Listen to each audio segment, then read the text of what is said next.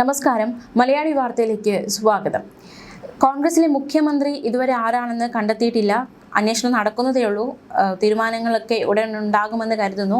ഈ സാഹചര്യത്തിൽ പ്രധാനപ്പെട്ട നേതാക്കൾക്കൊക്കെ വലിയ രീതിയിലുള്ള സമ്മർദ്ദം മുറുകുകയാണ്. അവരുടെ സമൂഹ മാധ്യമങ്ങളടക്കമുള്ള അവർ പങ്കുവയ്ക്കുന്ന പോസ്റ്റുകൾക്ക് കീഴെ വരുന്ന അണികളുടെ എല്ലാം രോക്ഷ പ്രകടനം ശക്തമാവുകയാണ്. ഇപ്പോൾ തെരുവിലിറങ്ങി അവർ പ്രകടനങ്ങൾ നടത്തുന്നില്ല എങ്കിൽ പോലും അത് കഴിഞ്ഞു, ആ ഘട്ടം കഴിഞ്ഞു. ഇപ്പോൾ അത്തരത്തിലൊരു പ്രകടനം അല്ലെങ്കിൽ അത്തരത്തിൽ തെരുവിലിറങ്ങി സമരവും പ്രതിഷേധവും ഒന്നും ഇല്ലെങ്കിൽ പോലും ഈ പ്രമുഖരുടെ ഫേസ്ബുക്ക് പോസ്റ്റുകളിലൊക്കെ കമൻറ്റുകളിൽ അണികൾ വന്ന് പൊങ്കാലയിടുകയാണ്. ഷാഫി പറമ്പിലിന് നേരെയും വിമർശനം ഉയരുന്നുണ്ട്. കേസിക്കെതിരെ വലിയ രീതിയിലുള്ള വിമർശനമാണ് ഉയരുന്നത്. അതിനിടെ ഷാഫി പറമ്പിലിനെതിരെയും വിമർശനം ഉയരുന്നുണ്ട്. അത്തരത്തിലൊരു കമൻറ്റാണ് നമ്മൾ നോക്കാൻ പോകുന്നത്. ആ കമൻറ്റിൽ ഒരു പ്രവർത്തകൻ പറയുന്നത് ഇപ്രകാരമാണ്: ഷാഫിയെ പറ്റി പൊതുവെ എന്താണോ ഇടതുപക്ഷം പറഞ്ഞത് അതേ കാര്യങ്ങൾ ഇന്ന് കോൺഗ്രസ് അനുഭാവികൾ ആവർത്തിക്കുന്നത് കാണാം.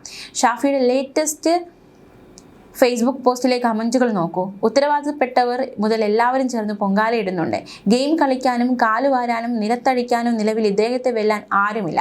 അതിവിനയം, മൗനം, പുഞ്ചിരി എന്നിവ മുഖമുദ്ര. മാറിയ കാലത്ത് ജനങ്ങളെ സോഷ്യൽ മീഡിയ വെച്ച് സ്വാധീനിക്കാനുള്ള കഴിവ്. ഒരു ക്രിമിനൽ കോക്കസിനെ പാർട്ടിയിൽ വളർത്തിക്കൊണ്ടുവരികയും ഉമ്മൻചാണ്ടിയെ പോലും വെല്ലുവിളിച്ചുകൊണ്ട് അവരെ ഉന്നതങ്ങളിൽ എത്തിക്കുകയും ചെയ്ത പ്രതിഭ.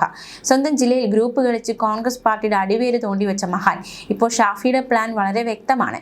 ഡസൻ കണക്കിന് ലൈംഗിക വൈകൃത കേസുകളിൽ കുടുങ്ങിയ സ്വന്തം വലങ്കൈ രാഹുൽ മാങ്കൂട്ടത്തെ പാർട്ടിയിൽ അല്പമെങ്കിലും എതിർത്തതും മുഖം രക്ഷിക്കാൻ നടപടിയെടുത്ത് പുറത്താക്കിയതും സതീശനാണ്. അന്ന് ചിരിച്ചുകൊണ്ട് നടപടിയെ സ്വാഗതം ചെയ്ത ഷാഫിക്ക് പക്ഷേ അന്ന് തുടങ്ങിയ വൈരാഗ്യമാണ് സതീശന്റെ പുക കാണൽ.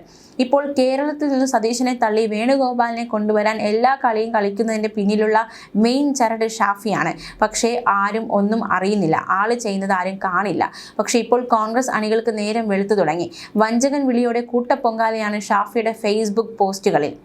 മറ്റൊരാൾ കുറിച്ചിരിക്കുന്നത് ഇപ്രകാരമാണ്: പ്രിയപ്പെട്ട ഷാഫി, നിങ്ങളുടെ മൊഞ്ചു കൊണ്ടോ ചിരി കണ്ടിട്ടോ അല്ല, നിങ്ങളുടെ നിലപാട് ഞങ്ങളോട് ചേർന്ന് നിൽക്കുന്നു എന്നതുകൊണ്ടാണ് ഞങ്ങൾ നിങ്ങളെ ചുമലിലേറ്റിയത്. ആ നിലപാടിൽ വെള്ളം ചേർത്താൽ നിങ്ങളെ വലിച്ചു പുറത്തിടാൻ ഒരു മടിയും ഞങ്ങൾ കാണിക്കില്ല. നിങ്ങളുടെ കേസിക്ക് വേണ്ടിയുള്ള പ്രചരണം ഞങ്ങൾ കാണുന്നില്ല എന്ന് വിചാരിക്കരുത്. MLA-മാരെ വിളിക്കുന്നത് ഞങ്ങൾ അറിയുന്നുണ്ട്. എല്ലാ വിഷയത്തിലും പാണക്കാട് തങ്ങളുടെ അഭിപ്രായത്തോട് നിങ്ങൾക്ക് യോജിപ്പുണ്ടാവണമെന്നില്ല. പക്ഷേ തങ്ങൾ ഒരു വിഷയത്തിൽ നിലപാട് പറഞ്ഞാൽ മൗനം പാലിക്കുന്നതിന് പകരം അതിനെതിരെ പണിയെടുക്കുന്നത് ലീഗുകാർ ക്ഷമിക്കില്ല. പിന്നെ ലീഗ് എന്തോ പേടിപ്പിക്കുകയാണോ എന്നാണ് ചോദ്യമെങ്കിൽ ഉറപ്പായും അതെ എന്ന് തന്നെയാണ് ഉത്തരം. VD മുൻനിർത്തിയാണ് നമ്മൾ ഒന്നിച്ച് യുദ്ധം നടത്തിയത്. ജയിച്ചപ്പോൾ തൊഴിൽന്യായം പറഞ്ഞ് നിങ്ങൾക്ക് VD സതീശനോടുള്ള വിരോധം തീർക്കാനുള്ള അവസരമായി UDFന്റെ വിജയത്തെ ഉപയോഗിക്കരുത്. ഇനിയും തിരഞ്ഞെടുപ്പ് വരും. ഇതിലും വലിയ ഗ്ലാമർ താരങ്ങളെ വേണ്ടി വന്നപ്പോഴൊക്കെ വാരി നിലത്തടിച്ചിട്ടുണ്ട്. അല്ലെങ്കിലും ടീച്ചറമ്മ എന്ന വൻമരത്തെ വീഴ്ത്തിയത് ഈ പറയുന്ന ലീഗുകാരുടെ മികവ് ഒന്നുകൊണ്ട് മാത്രമാണ്. ഓർത്താൽ നല്ലതെന്നാണ് ഒരു ലീഗ് പ്രവർത്തകൻ ഷാഫിക്ക് മുന്നറിയിപ്പ് നൽകുന്നത്.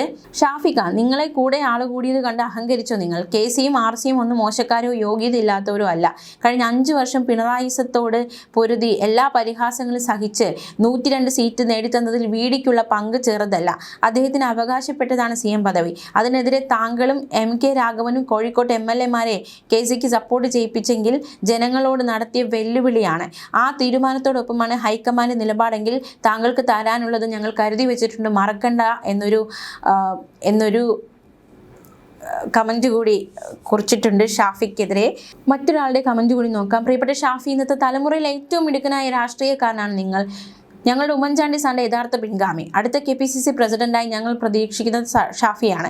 അതിനും അപ്പുറം കേരളത്തിൻ്റെ മുഖ്യമന്ത്രിയായി ഒരു നാൾ നിങ്ങൾ എത്തുക തന്നെ ചെയ്യും. അക്കാര്യത്തിൽ കേരളത്തിൽ രാഷ്ട്രീയം പഠിക്കുന്ന ഒരാൾക്കും അല്പവും സംശയം ഉണ്ടാവുകയില്ല. പക്ഷേ ഇത്തവണ കേരളത്തിൻ്റെ മുഖ്യമന്ത്രി ആകേണ്ടത് VD സതീശനാണ്. കേരളത്തിലെ സാധാരണക്കാരായ മനുഷ്യർ UDFന് വോട്ട് നൽകിയത് നിങ്ങൾക്ക് ഒപ്പം ആ മനുഷ്യൻ മുൻപിൽ നിന്നതുകൊണ്ടാണ്.